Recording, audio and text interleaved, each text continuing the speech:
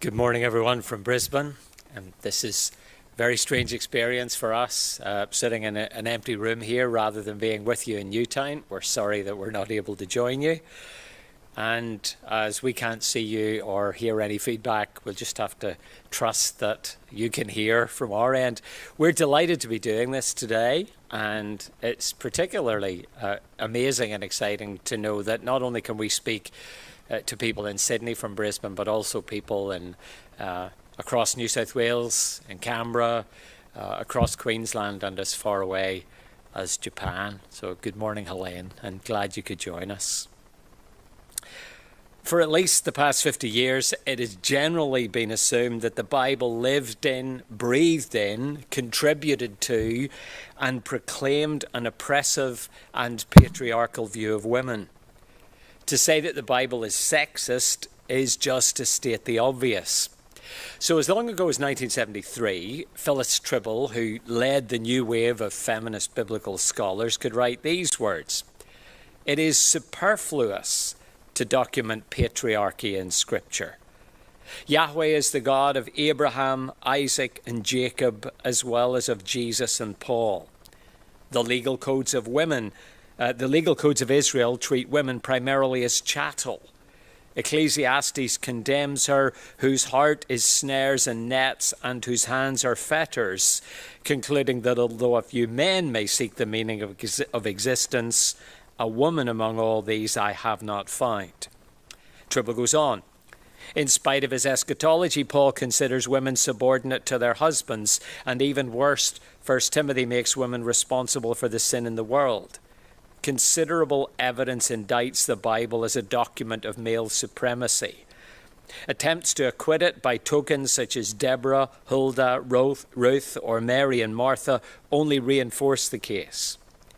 If these views, says Tribble, are all which can be said, or primarily what must be said, then I, of all women, must be most miserable. I face a terrible dilemma.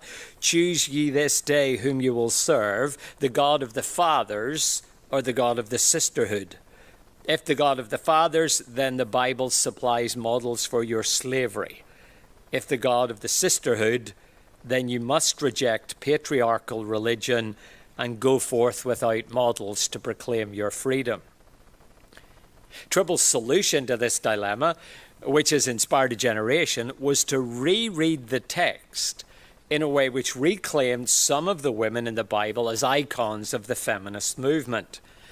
In her book Texts of Terror, for example, she liberates Hagar, Tamar, the unnamed woman killed in the gruesome events in the closing chapters of Judges, and Jephthah's daughter from the bondage of their patriarchal narrative settings to become symbols of hope and inspiration and almost messianic figures for those oppressed because of their gender.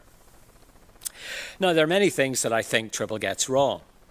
Like many feminist readings, some of what she says about the text is highly mistaken.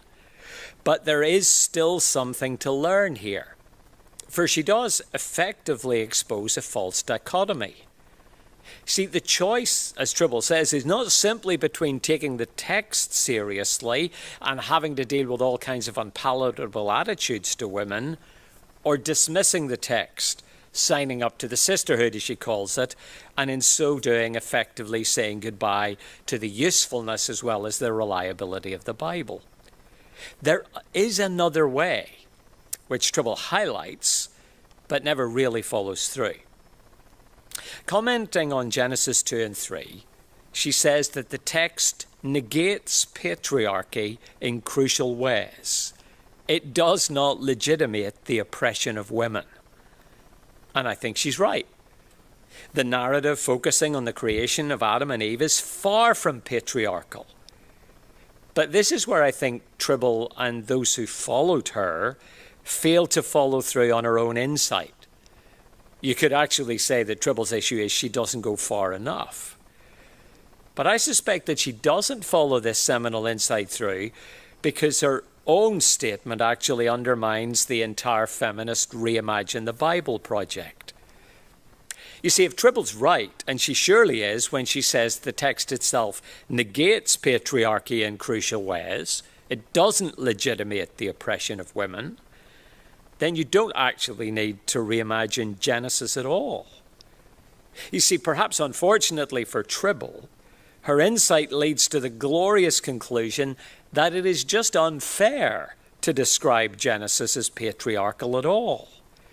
Yes, it's set in a patriarchal culture where men were clearly dominant in society.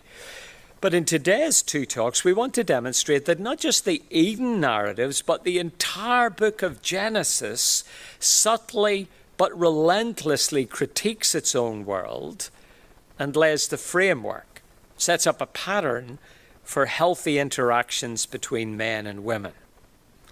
You see, Genesis itself provides us with a refreshing third way between patriarchy on one extreme and feminism on the other. I would argue, and this is really what these plenary sessions are all about, that the book of Genesis deliberately lays the foundation of what we might call biblical complementarianism. It is here in this book that God starts to lay out how healthy marriages should operate and how men and women should relate to each other in other relationships. It is here in Genesis that we begin to see what it means to be equal but different. Now, whilst it is true that Genesis, after the first 3 chapters, seldom addresses the issues of gender and roles directly, it's equally clear that this book has a definite theological agenda when it comes to understanding men and women. This book is punctuated by narratives involving men and women which depict how things should and very definitely should not be. So in these 2 sessions, we're simply going to work through the incidents involving women and men together in Genesis. In this first session, which will take us up to the end of Genesis 25, starting obviously with Adam and Eve, touching down briefly in Genesis 6 before considering Abraham, Sarah, Hagar, and then Abraham's other wives. And then in the second session, we'll move on to consider the rest of the book. Now, as it happens, most of the focus in the first 25 chapters is on relationships between husbands and wives, whereas in the second half of the book, it broadens to other relationships between men and women. We'll follow that broad pattern. Now, working on these talks has made both of us reflect again on the wealth of material on men and women in Genesis. And also it highlights the relative paucity of texts elsewhere in the Bible which deal with these key issues. And interestingly, the texts that do talk about men and women, particularly in the New Testament, almost invariably reflect back on some of these early narratives. I think that gives us good reason for paying very close attention to this book as the fundamental discussion of how we should relate to each other as women and men. So we begin our journey in Genesis 1 to 3, where, not to put too fine a point on it, man messes it up. For all the discussion of similarities between ancient Mesopotamian tales like the Atrahasis epic and the Gilgamesh epic and the opening chapters of Genesis, there really is nothing quite like the biblical account of the origins of our race. And at several key points in the narrative, the text displays an attitude to men and women which completely undercuts anything that could be called patriarchy.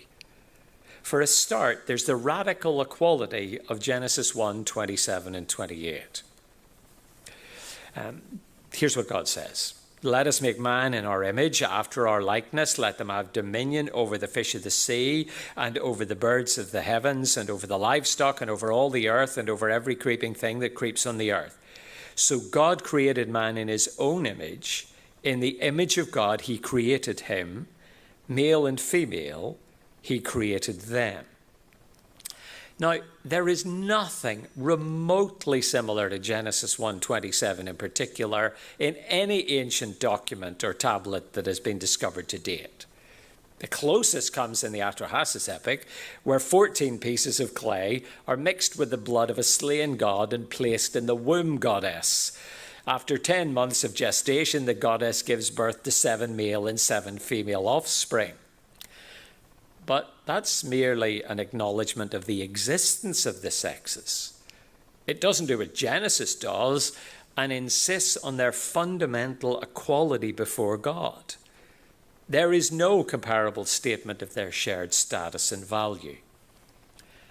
The American academic Carly Crouch has argued fairly persuasively that this equality, where both male and female share the divine image, is rooted in the idea of divine sonship, which then spills over into the functional role of ruling in God's place. In other words, these words in Genesis 1 are a striking and unparalleled statement of the shared standing of men and women before God. This is where the teaching on the sexes begins. And it's a very long way from the kind of patriarchal stance which is normally attributed to the Bible.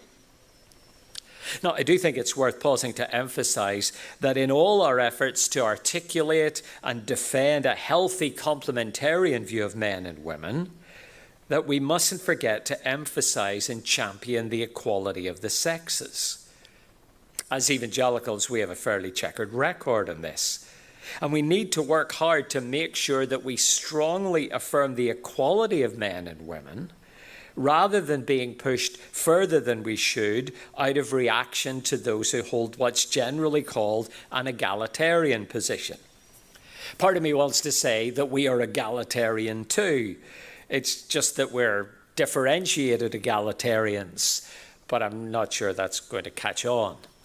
But this is not just a matter of semantics. For not only is the equality of the sexes clearly taught in Genesis 1, it's theologically vital, particularly when it comes to discussing the atonement and the incarnation, for example. You see, Jesus became fully human, not half a person because he was male. The doctrines that flow from Jesus' humanity are only coherent if male and female are equal rather than subsets of humanity. But there are many people who know far more about this than me, so I'll flee quickly from the realms of systematic back to the safe ground of the non-patriarchal world of Genesis 2, where the radical equality of chapter 1 flows easily into the contours of complementarity in Genesis 2. Unfortunately, we don't have time to unpack every detail of Genesis 2, but I think there are at least 5 things which stand out as the basic stance of chapter 1 is picked up and developed. First, according to 2 verse 7 and then again in 15 to 17, it becomes clear that the man was made first.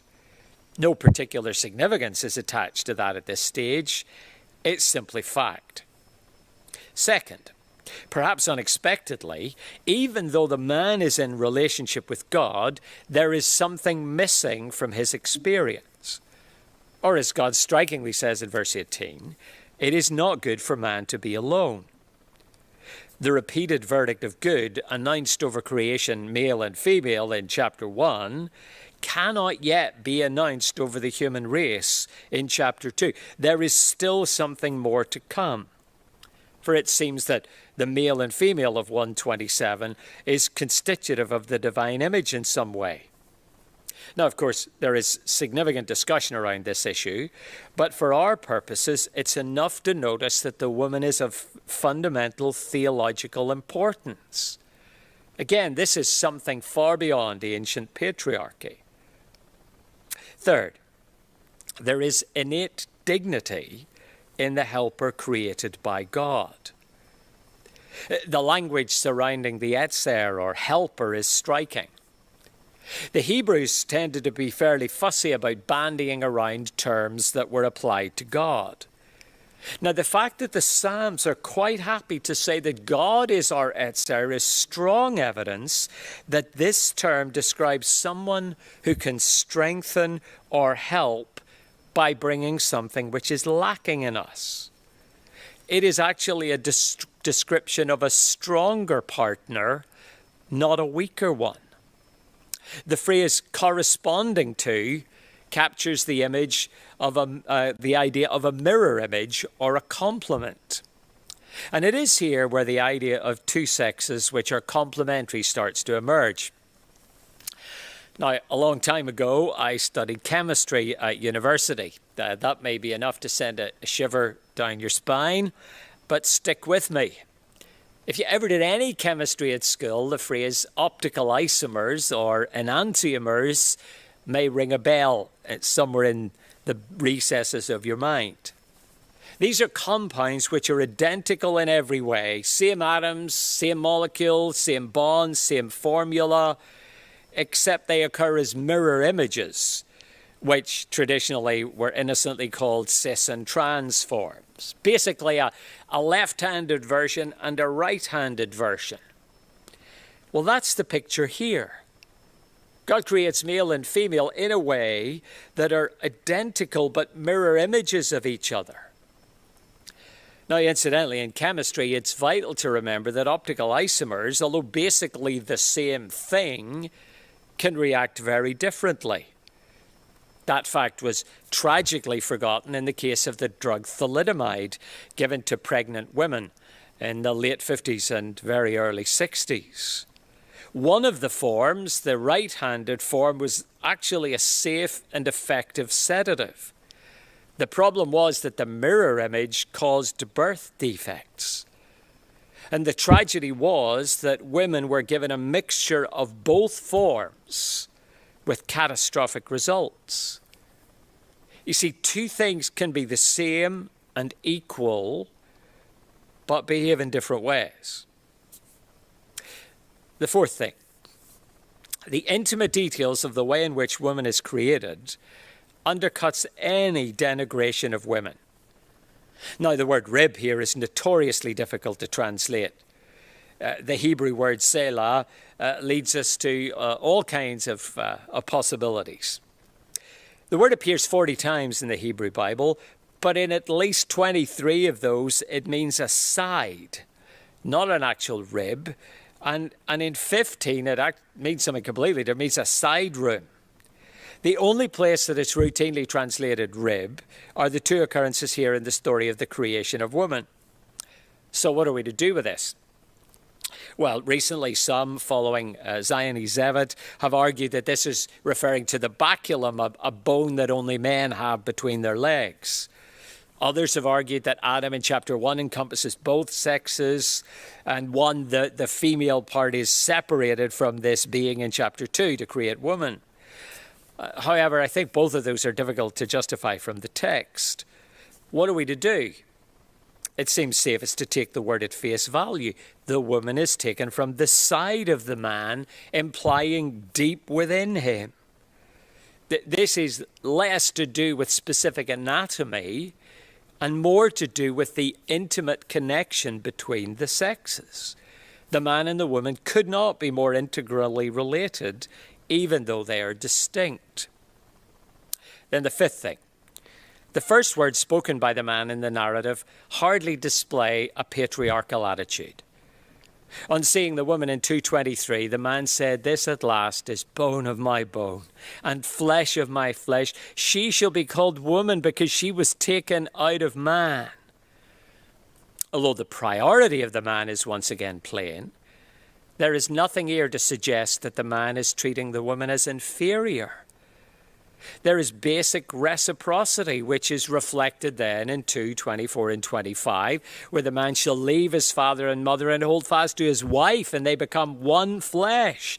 And the man and his wife were both naked and were not ashamed. The fact that the man leaves his family may even be seen as safeguarding the woman from undue pressure and influence from the man's relatives, and if anything, is an implicit criticism of the man.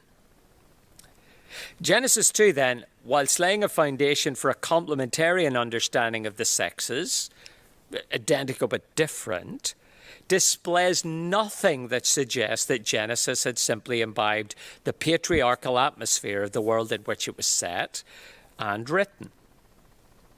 Which then takes us to the surprising subtleties of Genesis 3. Now, given the fact that the world of Genesis is essentially patriarchal, one would expect that in this text, above all others, a patriarchal perspective would be presented, and that the blame for the catastrophic events in the garden would be laid squarely at the door of Eve. But this is far from the case. There are several key things to notice. The first is the absence of Adam. In 2:15, the man had been charged with working and keeping or watching over the garden. In 3 verse 1, the apparent incursion of the most crafty beast of the field raises questions about Adam's supervision and, by extension, his care for his wife.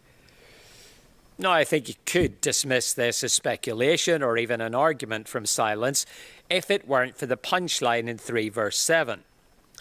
She took of its fruit and ate, and she also gave some to her husband who was with her, and he ate. It is that simple revelation that Adam was there with her, presumably all along, that allows for the fact that Adam is primarily held responsible for these events, although in the initial stages it does look as if the primary fault lies with Eve. Then there's the attribution of blame. See, this same perspective on Adam's ultimate responsibility is reflected in the exchange which follows. The fact that God asks Adam to account for the events does imply that he is responsible. When Adam blames God and the woman you put here, who in turn blames the serpent in 3 verses 10 to 12, God addresses each of the parties in turn with the clear implication that the ultimate responsibility lies with the one addressed last. That is Adam. Now, in an ancient context, this is really surprising. There is no sense in which the woman is made a scapegoat. In fact, the woman is said to have a key contribution to make to the resolution of the situation. See, that takes us to the woman's role in salvation. Now, Genesis 3:15 is an important verse for all kinds of reasons.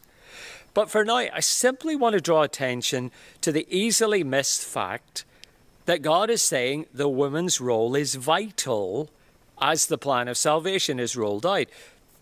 I will put enmity between you and the woman, and between your offspring and her offspring. He shall bruise your head, and you shall bruise his heel. The highlighting of the role of the woman here seems to go beyond mere physiological necessity and underlines the fact that Eve and her descendants will have a crucial role in reversing the consequences of the choices made under Adam's watch, a fact which Adam himself seems to placard in 3 verse 20 as he names his wife. And then there is the nature of the curses. Again, it's easy to miss the fact that although the serpent and the ground are cursed, in the case of the ground because of Adam, no curse is uttered against the woman in 3:16. To the woman he said, I will surely multiply your pain in childbearing. In pain you shall bring forth children. Your desire shall be contrary to your husband, but he shall rule over you. Now, given what God says about childbirth, the absence of a curse may seem like small comfort, but it can't be dismissed.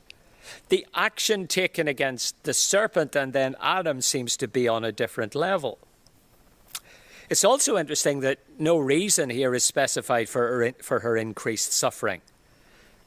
In his forthcoming Christian Standard Commentary volume on Genesis 1 to 11, Ken Matthews writes this: there is no cause specified for her suffering, whereas the serpent is charged with deception, verse 14, and the man with eating disobediently. This is due to the woman's culpability through deception, in contrast with the willful rebellion of the serpent and the man. Also, the oracle is a gentler word for the woman, since her punishment entails the salvation of the human couple by announcing the birth of the deliverer and the ultimate defeat of the serpent. Whereas the man's action condemned the human family, Eve will play the critical role in liberating them from sin's consequences. This will be realized in part immediately as the woman gives birth to new life in chapter 4. But verse 15 indicates that the final conflict will also be humanity's victory by the virtue of the woman's role as childbearer. You see, in Genesis 3, the same basic understanding of human beings as equal before God continues to emerge. Both share in a relationship with God. Both are addressed by God, but the man and the woman face distinct challenges and have distinct contributions to make to God's work in the world.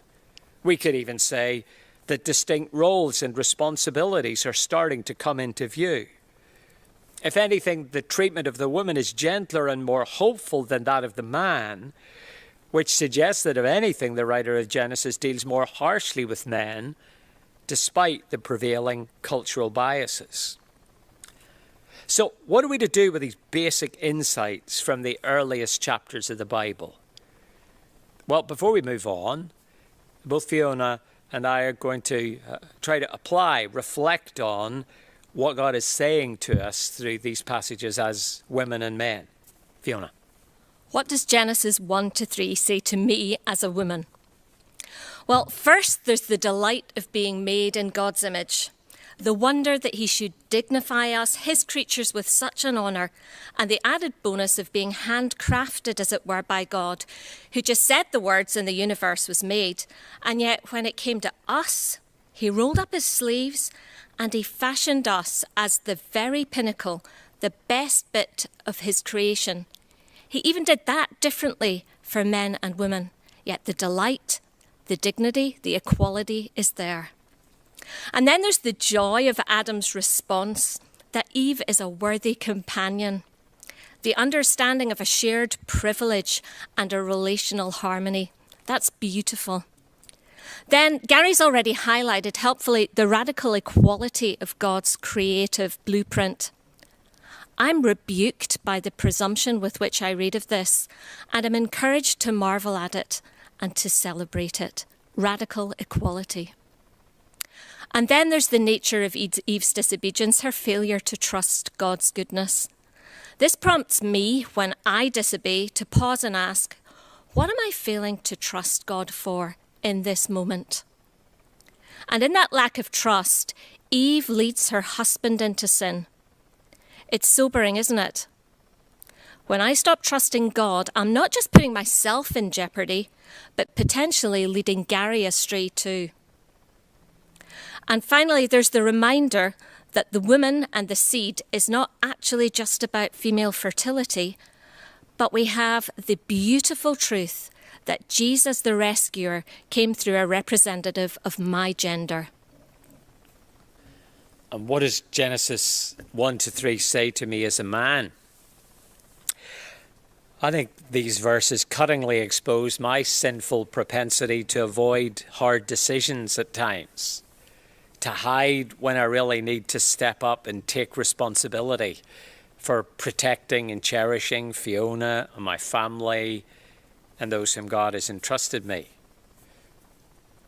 I think Genesis 1-3 encourages me to verbalize my deep delight in Fiona and to appreciate her as a most precious gift from God. And I think these chapters also demand that I continually examine myself to make sure that I am treating my sisters as co-image bearers and not simply acquiescing with sexism or male privilege under the guise of being complementarian. Much to think about there. A couple of questions have already come in on Slido. What we're hoping to do is we'll take some questions at the end of this session if we have time, but we made sure the second session is a little shorter, so there'll be an extended Q&A there. But just to clarify what I mean by patriarchy, it is essentially a society which is set up to the advantage of and dominated by men simply because they are men, where men hold the right of making decisions, where men hold power over those women in their family and women in society, not on merit, not because they have been chosen and elevated to such a position, but simply on the basis of their biological sex. So that's what we're talking about, and that's the accusation that's often levelled at the Bible, that it simply assumes that men are in power and refuses to allow women any voice or freedom or any concern for their welfare. You start to see more and more of that attitude emerge as we move through Genesis, because when we get to Genesis 4, 23 and 24 and 6 verses 1-4, we start to encounter men behaving badly. As the effects of sin permeate the world, according to Genesis, male violence starts to proliferate. If you look at 4:23 to 24, you'll see Lamech's hideous song. In the account of the line of Cain, 5 generations in, we come across the charming individual known as Lamech, not the similarly named father of Noah, who's in the line of Seth, but Lamech, Cain's descendant. Interestingly, Lamech had a key role in the growth of civilization.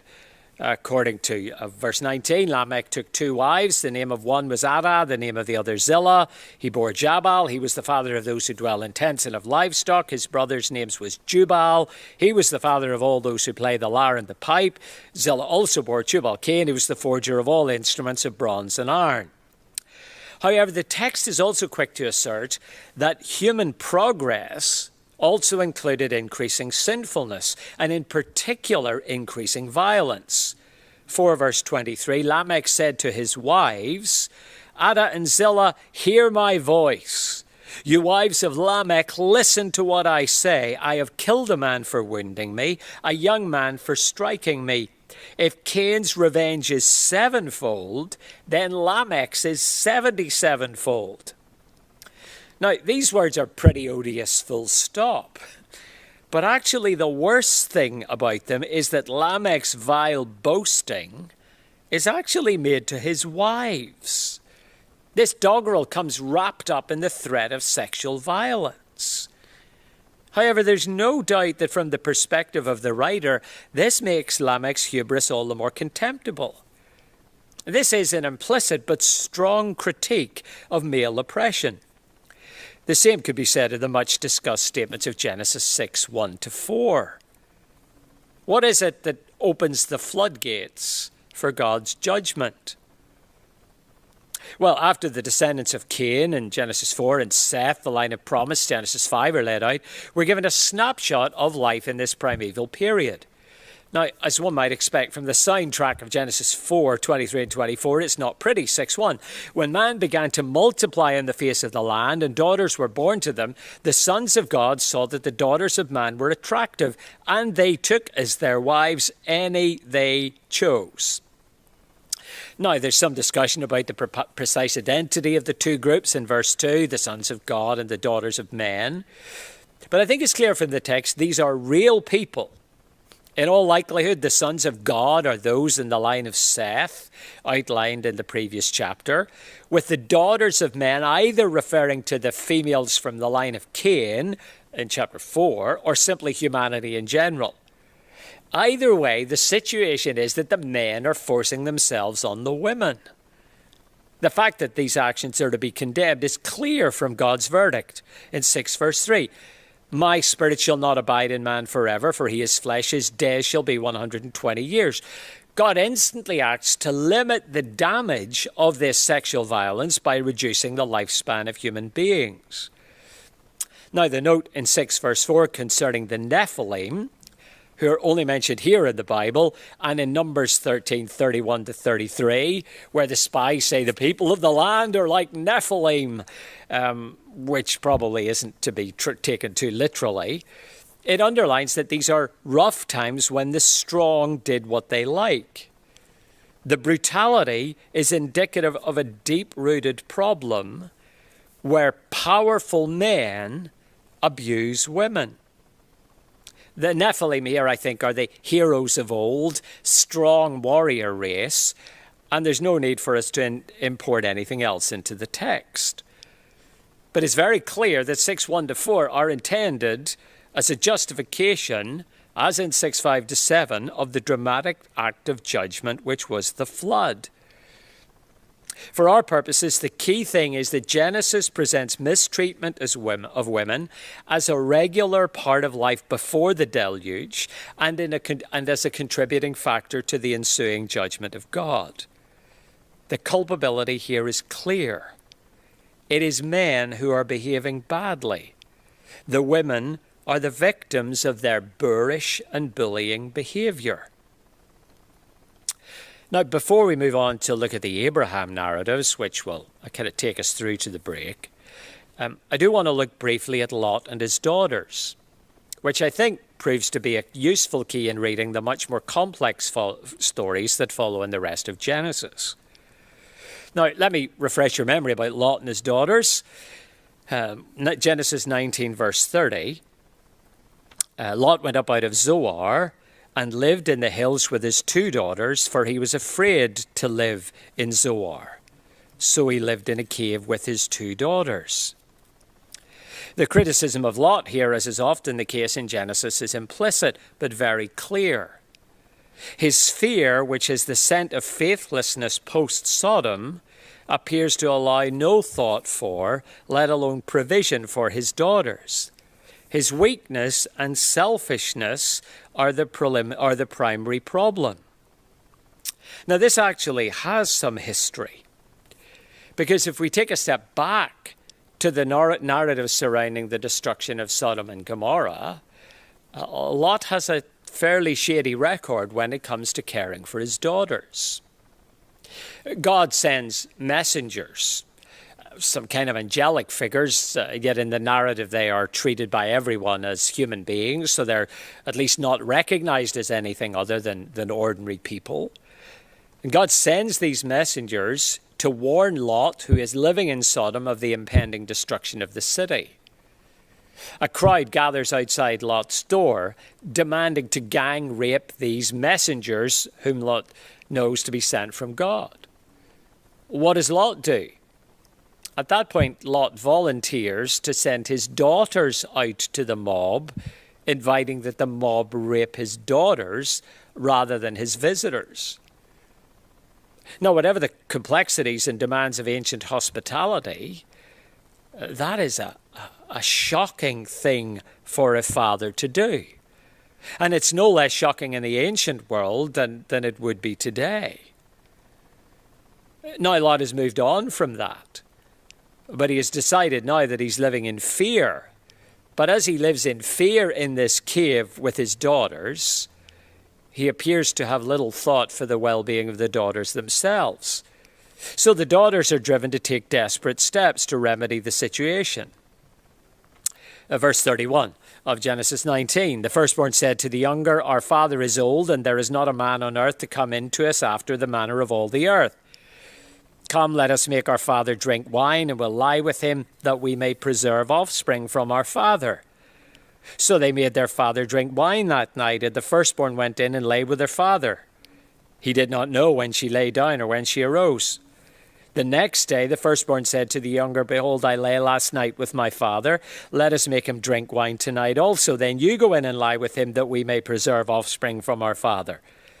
So they made their father drink wine that night also. And the younger arose and lay with him, and he did not know when she lay down or when she arose.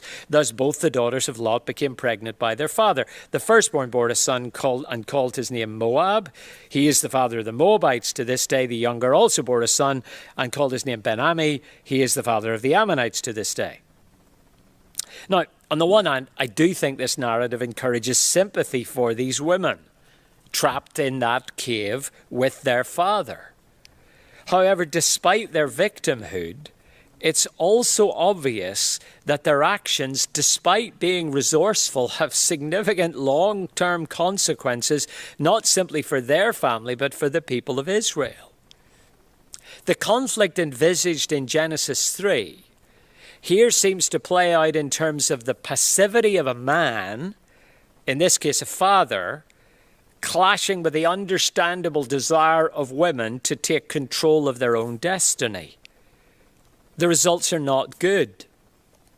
But once more, it would be far too simplistic to dismiss this narrative as anti-women. Neither Lot nor his daughters come out of this with significant credit. And we will see this pattern recur and recur again as we read on. Which takes us to Genesis 12 to 26 and Abraham's faith and failures.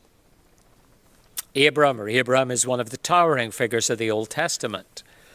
But we would do well to remember that for the writer of Genesis, he, like the rest of us, is justified by faith rather than by works, which when it comes to the way in which he treats his wife, or to be more accurate, his wives and concubines, is a very good job.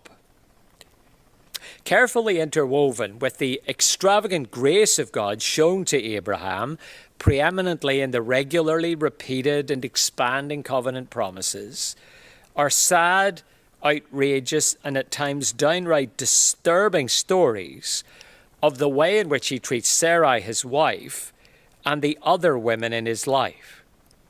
And all of these events are presented in a critical light by the text itself.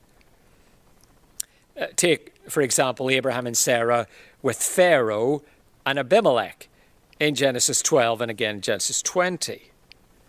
It can surely be no accident that the grace and model response in faith of Genesis 12 verses 1 to 9 is followed up immediately by the bad behavior of Abraham when faced with a potential threat to his life because of Sarai's beauty in 12:10 and following. The narrative is not subtle in pointing out the patriarch's flawed and selfish decision-making process. The initiative for this ruse is entirely of Abraham's own making and is completely devoid of any concern for his wife. Verse 11, when he was about to enter Egypt, he said to Sarai, his wife, I know that you're a beautiful woman in appearance. Okay, smooth talker. And when the Egyptians see you, they will say, this is his wife. Fair enough. Then they will kill me, but they will let you live. Say you are my sister, so that it may go well with me because of you, and that my life may be spared for your sake, as in because of you. Now, I think it's impossible to read verse 13 in any other way than Abram being selfish. He comes up with a plan. You go into slavery, I go free. You risk death, I get to live. Now, this reading is further strengthened by the fact that it comes on the back of the extravagant promises of God made earlier in the chapter. Abraham himself here highlights the beauty of his wife, yet exposes her to sexual danger by distancing himself from her. In addition, given the emphasis on descendants in the promises that he's just received, he's placing any fulfillment of the promise in jeopardy or opening it to confusion at least. That's confirmed straight away when Sarah is taken into Pharaoh's house. This is not just as a house guest. Sarah's either in Pharaoh's harem or is being prepared for this. Abraham, however, bit different. Verse 16.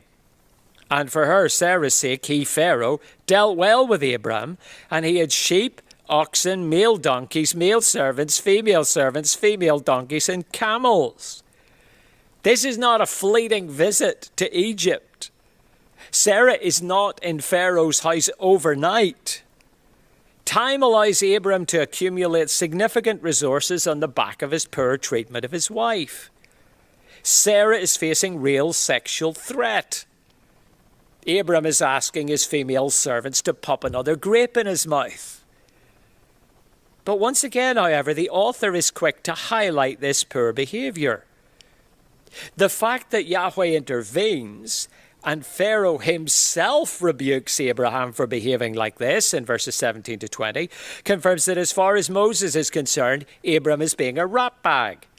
Pharaohs don't often get to look good in the Bible, but this is one of those places. Pharaoh is the moral one. And Sarah in all this is a passive victim. Her compliance isn't even noted, whose only error seems to have been going along with her husband's selfish schemes. Now, as if Genesis 12 weren't enough, in Genesis 20, Abraham's actions are reprised in a way which is, if anything, even more critical of the patriarch.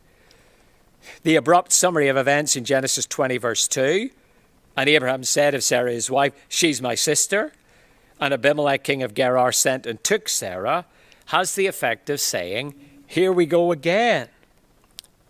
This time, however, God himself intervenes quickly in 20 verse 3 to warn Abimelech, and simultaneously confirms that the issue in both chapters 12 and 20 is the danger of the line of seed being compromised by someone other than Abraham sleeping with his wife.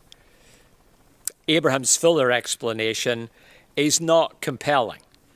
It serves as a confession of unfaith, and it is vaguely worrying in its defensiveness. Abraham said, I did it because I thought there is no fear of God at all in this place, and they will kill me because of my wife. Besides, she is indeed my sister, the daughter of my father, though not the daughter of my mother, and she became my wife. And when God caused me to wander from my father's house, I said to her, this is the kindness you must do me. At every place to which we come, say of me, he is my brother. His preoccupation with his own safety, even if it should come at significant cost to his wife, was actually a semi-regular occurrence. This was a policy. And Abraham at this point does sound a little bit like Adam. The wife that you gave me caused me this problem.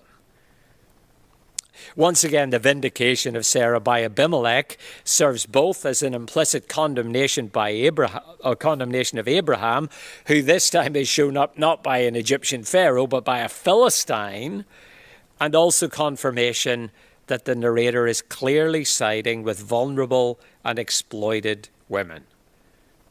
Verse 16, to Sarah he said, behold, I've given your brother 1,000 pieces of silver. It's a sign of your innocence in the eyes of all who are with you, and before everyone you are vindicated.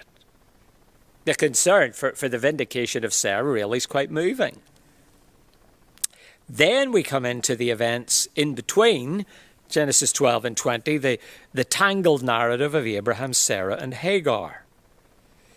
Sadly, the incidents with Pharaoh and Abimelech, which frame the Abraham narrative, are not unique when it comes to exposing Abraham's bad behavior. His other interactions with women display similar ambiguities and contradictions.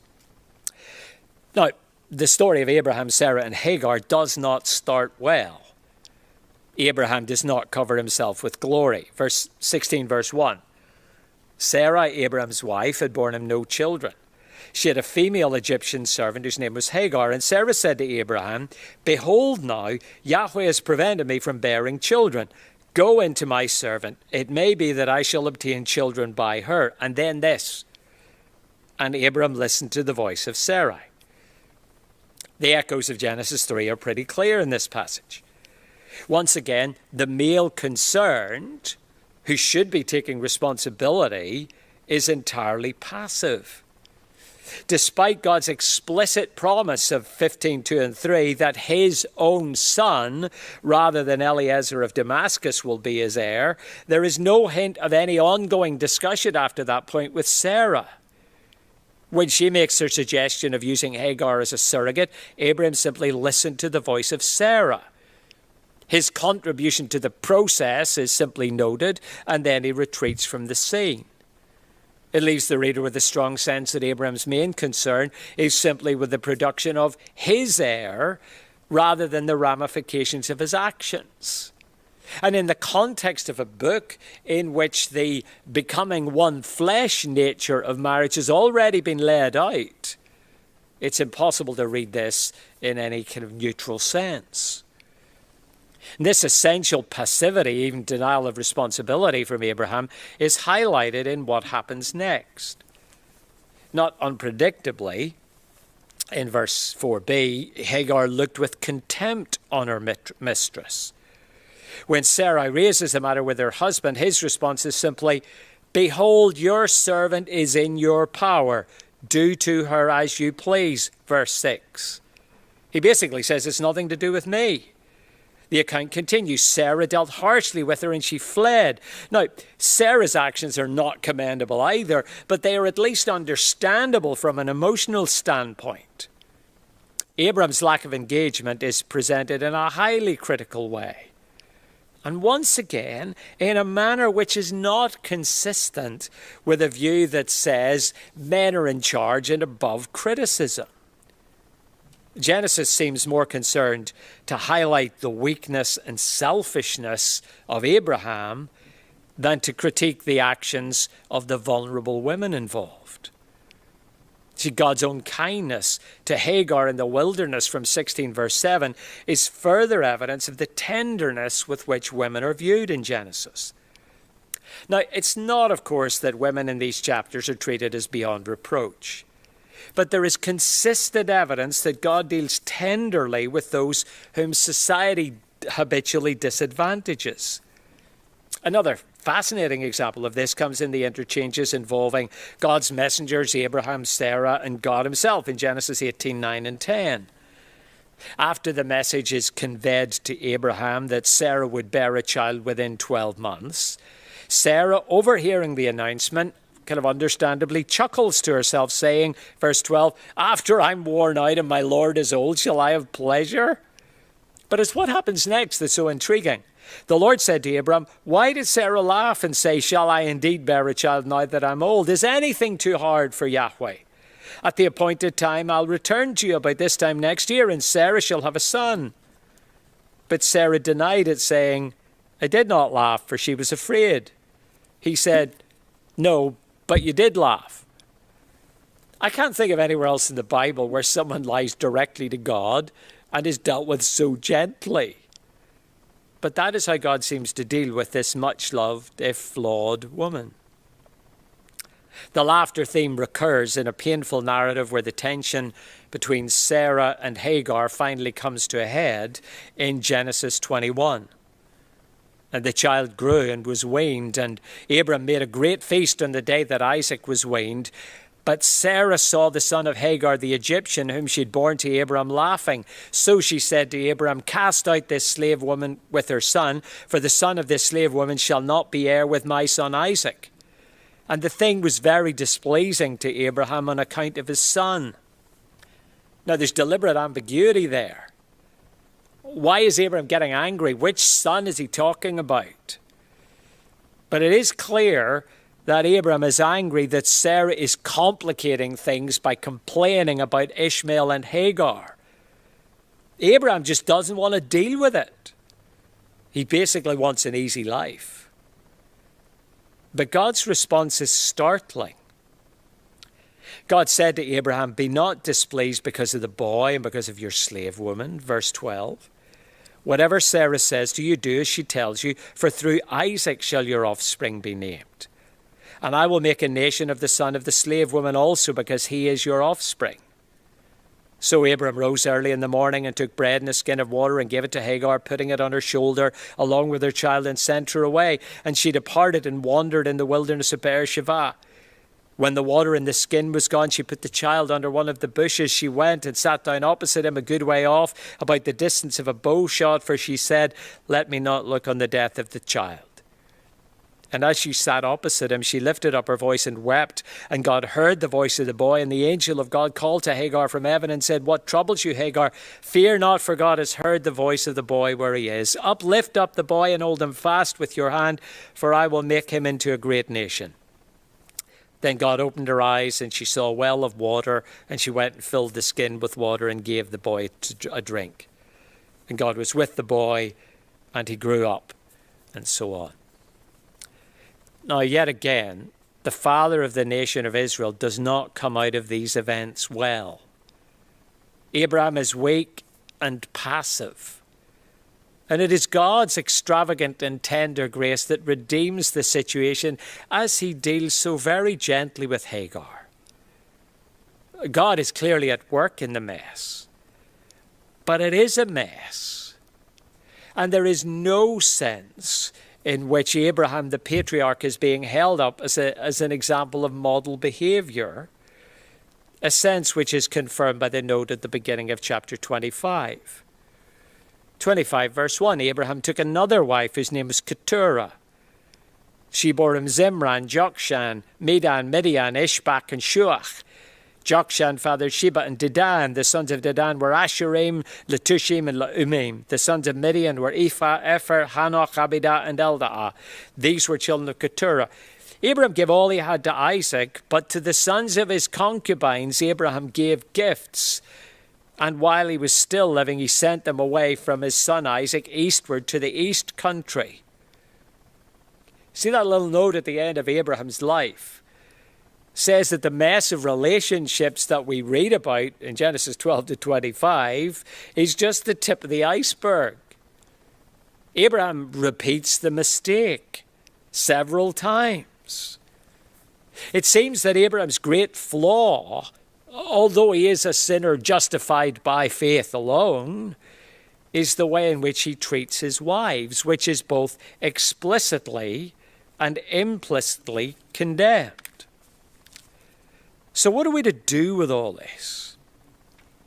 Abraham, for all the positives of his response of faith to God's grace, not least in Genesis 22 and the Isaac incident, Abraham is weak and selfish and exposes his wife to danger and tries to avoid problems. Sarah is treated with great tenderness but does take things into her own hands and at times treats other women very badly. So what does that have to say to us? What does Genesis 1 to 25 teach me about being a wife and about my husband? About being a wife, well, the danger of not trusting God, of taking the initiative to sort stuff out myself, and then having the ability to convince Gary that this is actually the right course of action. That's frightening.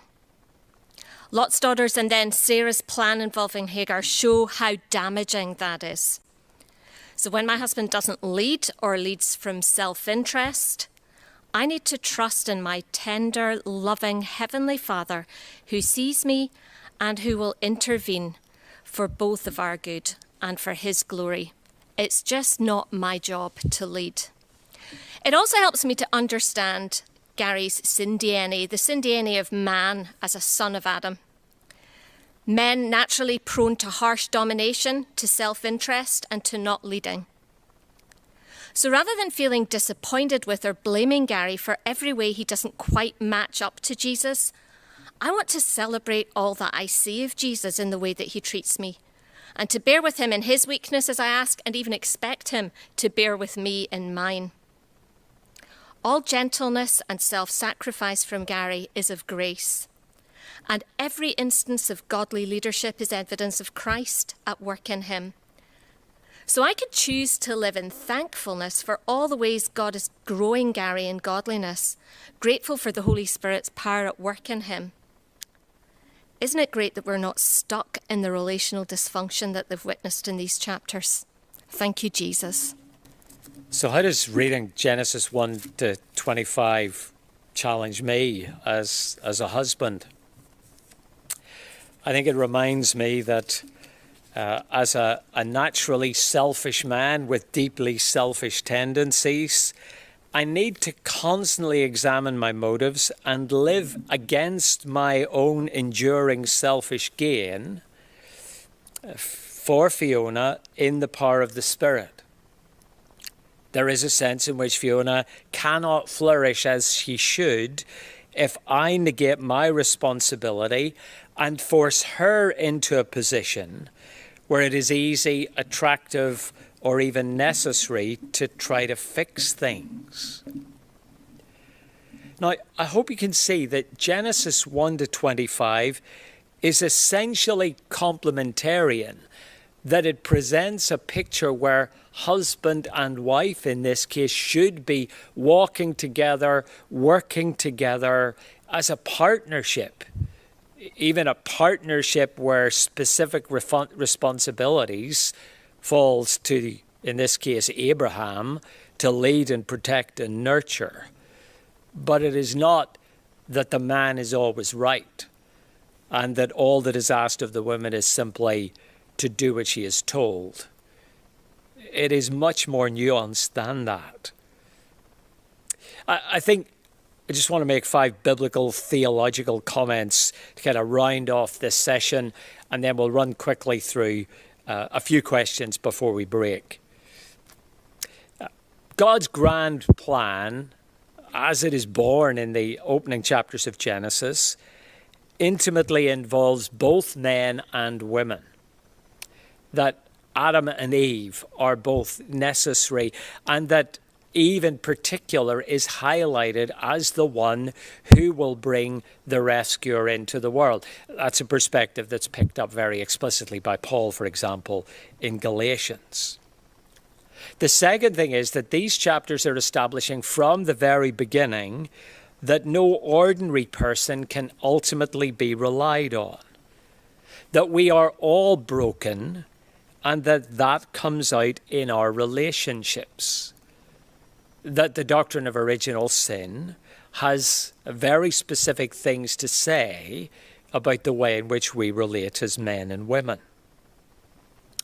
Thirdly, I think it's becoming obvious that there are broad tendencies that can be observed in how men and women behave, and that we need to take these seriously, whilst remembering that we're all original sinners and each of us is capable of sinning in ways that aren't typical of men or women in Genesis 1 to 25. The fourth thing is that in the mess, these chapters do present a coherent picture of how things should be. A picture which is continually kind of coloured in as we move through the Old Testament, and then ultimately embodied in Jesus Christ himself, a way of life, a quality of life which has now been put within our reach through Jesus' death and resurrection, the gift of the Spirit and our being united to him by faith. And the last thing is that these chapters launch us on a trajectory which are fulfilled when Jesus comes as a perfect human being with the goal of restoring our relationship with God, but ultimately also our relationships with one another as human beings created and then restored to his image. Let me pray together, and then I'll hand over to Jane. Father, we pray that you would help us to read these chapters of Genesis and to see the texture and the nuance, that we might pick up all that you have to say to us about relating to each other as men and women, as brothers and sisters, as husbands and wives. And our prayer this morning, as always, is that you will help us to humble ourselves, that as you show us more of ourselves and more of your gracious provision to us in the Lord Jesus, that it might lead us to live humbly together, lovingly, gently, in a Christ-like way for the honour of Christ. For we pray all this in his name. Amen.